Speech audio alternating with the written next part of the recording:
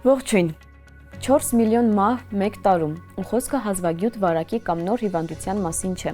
2023 թվականին ոչ օպտիմալ սնունդը դարձել է սրտի իշեմիկ հիվանդություն ունեցող մարդկանց շրջանում 4.06 միլիոն մահվան պատճառ։ Ընդ որում հիմնական գործոնները բավականին պարզ են՝ չափազանց քիչ ընկուզեղեն ու սերմեր, ամբողջահատիկների եւ մրգերի պակաս, ինչպես նաեւ աղի ավելցուկ։ Եզրակացություններն արվել են հիվանդությունների գլոբալ բեռի հետազոտության մեջ, որը հրապարակվել է Nature Medicine ամսագրում։ Սրտի իշեմիկ հիվանդությունն արդեն տասնամյակներ շարունակ մնում է աշխարհում մահացության գլխավոր պատճառը։ Սա վիճակ է, երբ սրտամկանը բավարար արյուն չի ստանում կորոնար զարկերակների նեղացման պատճառով։ Ժամանակի ընթացքում դա հանգեցնում է ինֆարկտների, սրտի քրոնիկ անբավարարության ու վաղաժամ մահվան։ Չնայած ըստ տարիքի մահացության ցուցանիշներն աստիճանաբար նվազում են, դեպքերի բացարձակ թիվը շարունակում է աճել։ Պատճառը բնակչության ծերացումն է ու աշխարհում մարդկանց թվաքանակի աճը։ Արդյունքում մեծանում է առողջապահական համակարգերի ծանրաբեռնվածությունը, իսկ կանխարգելումը դառնում է չափազանց կարևոր։ Կանխարգելման հիմնական գործիքներից մեկը կարող է լինել սնունդը։ Դրա ազդեցությունը գնահատելու համար հետազոտողները վերլուծել են 204 երկրի ու տարածաշրջանների տվյալներ։ 2023 թվականին դիետիկ գործոնները կապված են եղել սրտի իշեմիկ հիվանդություններից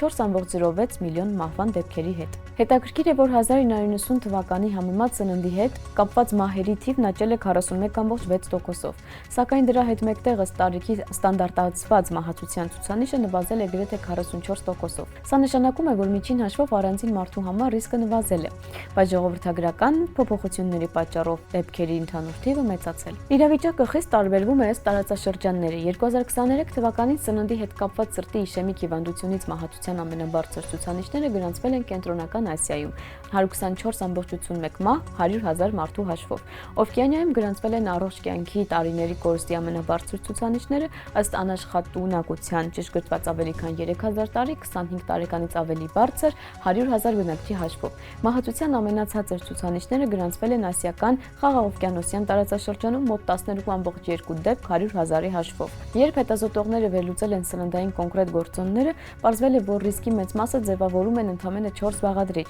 նախ ընկուղզեղենի եւ սերմերի պակասը, երկրորդ ամբողջահատիկ մշակաբույսերի ցածր սպառումը, երրորդ մրգերի պակասը ու վերջապես նատրիումի բարձր մակարդակը, այսինքն աղի ավելցուկը սննդակարգում։ Այս գործոնները տարբեր կերպ են բաշխված աշխարհում։ Ավելի ցածր եկամուտ ունեցող երկրներում ավելի հաճախ նկատվում է օգտակար մթերքների, մրգերի, ամբողջահատիկների, ընկուզեղենի պակաս, ավելի բարձր եկամուտ ունեցող երկրներում խնդիրն այլ է աղի եւ վերամշակված մթերքի չափից ավելի սպառում։ Սա նշանակում է, որ համընդհանուր լուծում գոյություն չունի։ Որոշ տարածաշրջաններում կանխարգելումը պետք է ուղղված լինի օգտակար մթերքների հասանելիությանը, մյուսներում աղի սպառման նվազեցմանն ու սննդային սովորությունների փոփոխմանը։ Անգամ մեկ երկրի ներսում խորհուրդները կարող են տարբերվել կախված սննդի մշակույթից եւ մթերքների հասանելիությունից։ Հետազոտության գլխավոր եզրակացությունն այն է, որ սրտի իշեմիկ հիվանդությունից մահերի զգալի մասը պոտենցիալ կանխարգելելի է, ընդ որում խոսքը ոչ թե բարդ բժշկական տեխնոլոգիաների, այլ սննդակարգի առօրյա փոփոխությունների մասին է։ Ամբողջահատիկների, մրգերի եւ ընկուզեղենի ավելացումը, ինչպես նաեւ աղի սպառման նվազեցումը կարող է էապես փոքրացնել ռիսկը։ Դեմենցիան միայն ծերունական հիվանդություն չէ, հազվադեպ դեպքերում այն զարգանում է 65 տարեկանից շուտ եւ հենց նման դեպքերն են համարվում հատկապես ծանր։ Մարդիկ ամենաակտիվ տարիքում կորցնում են հիշողությունն ու ճանաչողական ֆունկցիաները։ Նոր խոշոր հետազոտությունը ցույց է տվել, թե որ գործոններն են առավել ուժեղ կապված վաղ դեմենցիայի ռիսկի հետ։ Դրանց թվում են կրթության ցածր մակարդակը, շաքարային դիաբետը, ճարպակալումն ու դեպրեսիան։ Աշխատանքն իրականացրել են Մինեսոտայի համալսարանի հանրային առողջապահության դպրոցի գիտնականները։ Նրանք վերլուծել են ավելի քան 544,000 մարդու տվյալներ, դիտարկման գրեթե 13.7 տարի, միջին ժամանակահատվածում 807 մասնակցի մոտ մինչև 65 տարեկանը զարգացել է վաղ սկզբով դեմենցիա։ Եվս 14253 մարդու մոտ հիվանդությունն ի հայտ է եկել ավելի ուշ տարեց հասակում։ Նման համեմատությունը թույլ է տվել հետազոտողներին տեսնել, թե որ գործոններն են կապված հիվանդության վաղ զարգացման հետ։ Ամենանշանակալի գործոններից մեկը կրթության մակարդակն է։ Այն մարդկանց մոտ, ովքեր տարական դպրոցից բարձր կրթություն չեն ստացել, վաղ դեմենցիայի ռիսկը զգալիորեն ավելի բարձր է եղել։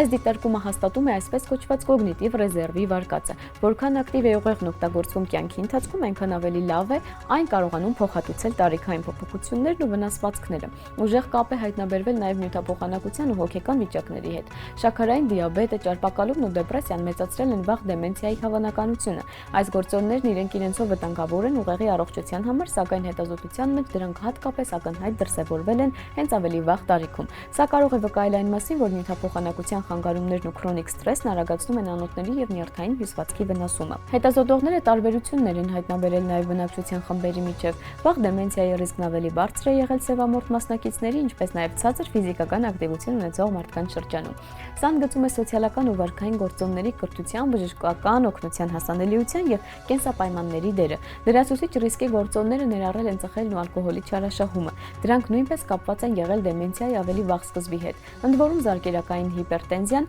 եւ խոլեստերինի բարձր մակարդակը մեծացրել են ռիսկը, բայց այս վերլուծության մեջ վիճակագրորեն նշանակալի կապ հնարավոր չի եղել հայտնաբերել։ Այնուամենայնիվ հետազոտողները նշում են, որ այս գործոնները կարող են անուղղակի դեր խաղալ անոթային փոփոխությունների միջոցով։ Հետաքրքիր է, որ կանայք ունեցել են դեմենցիայի վաղ զարգացման ավելի ցածր ռիսկ տղամարդկանց համեմատ։ Այս տարբերության պատճառները դեռ մինչև վերջ պարզ չեն, բայց գիտնականները ենթադրում են, որ իրենց դերը կարող են խաղալ հորմոնալ, վարքային եւ սոցիալական գործոնները։ Կարևոր դիտարկում. հայտնաբերված ռիսկի գործոնների մեծ մասն ավելի ուժեղ կապված է հենց վաղ, ոչ թե ուշ դեմենցիայի հետ։ Սա նշանակում է, որ հիվանդությունը, որն առաջանում է մինչև 65 տարեկանը, կարող է ունենալ զարգացման մի փոքր այլ մեխանիզմ, ավելի շատ կախված լինել միջին տարիքում մարդու կենսակերպից եւ առողջական վիճակից։ Բացառություն են կազմել ռասան, ցածր ֆիզիկական ակտիվությունն ու ալկոհոլի չարաշահումը։ Դրանց ազդեցությունը համադրելի է եղել թե վաղ, թե ուշ դեմենցիայի համար։